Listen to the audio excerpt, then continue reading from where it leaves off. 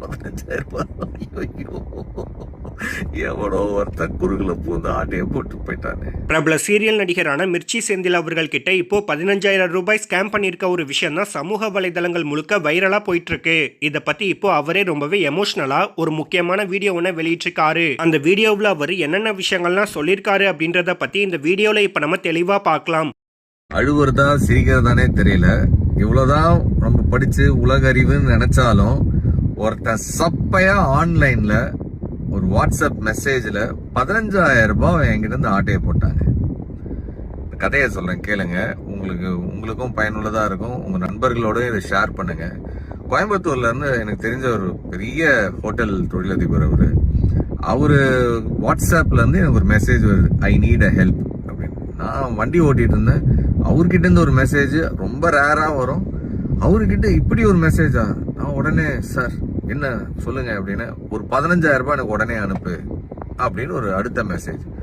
நான் okay sir number அப்படின்ற ஒரு நம்பர் ஒன்று அனுப்பியிருந்தாரு. அந்த நம்பரை நான் செக் கூட பண்ணல. பணத்தை அனுப்பிட்டு பார்த்தா ஏதோ யோகேந்தர்னு சொல்லிட்டு வேற ஏதோ பேர் வருது.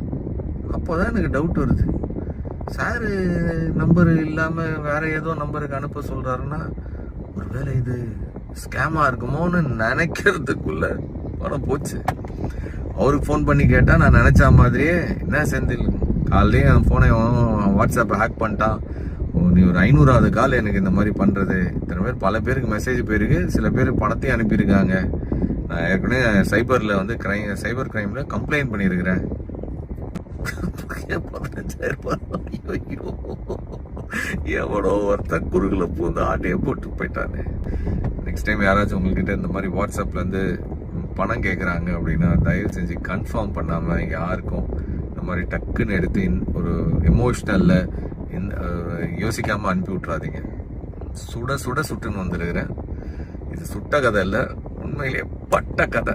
ஸோ இந்த வீடியோவை பார்த்துட்டு இருக்க நீங்கள் எல்லாரும் மிர்ச்சி செந்தில் அவர்கள் கிட்ட 15,000 ரூபாய் ஏமாத்தினதை பற்றி நீங்கள் என்ன நினைக்கிறீங்க அப்படின்னு உங்களுடைய கருத்துக்களை கீழே உள்ள கமெண்ட் செக்ஷனில் ஷேர் பண்ணிக்காங்க. மேலும் இது போன்ற பல முக்கியமான செய்திகளை தெரிஞ்சுக்க நம்ம சேனலை மறக்காமல் சப்ஸ்கிரைப் பண்ணுங்க.